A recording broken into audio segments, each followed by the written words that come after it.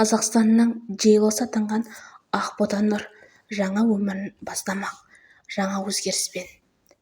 Ал енді Ақбота Нұр туралы видеоны аяғына дейін көріп шығыңыздар.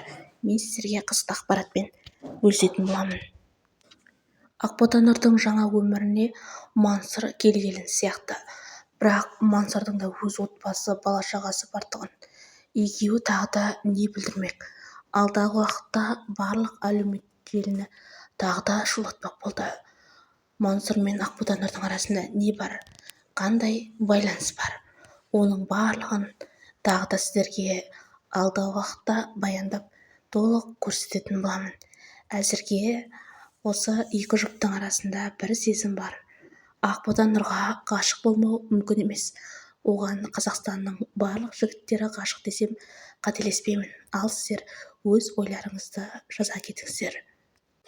Өзінің сымбаттылығы мен қаншама бейнебаяндарға, киноларға түсіп жүрген Ақбота Нұр және әнші қазіргі таңда өзін өзгертті.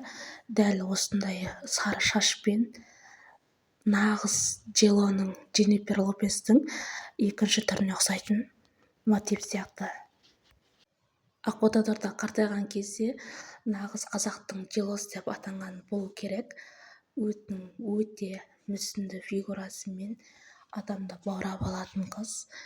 Қазақстанның Джейлосы деп атауға нақты осы себепті айтам. Дәл қазіргі осы түрі ауымайды өте. Осындай кез келген әншімен дуэт болатын Ақбота Нұрды барлық адамдар жақсы көреді.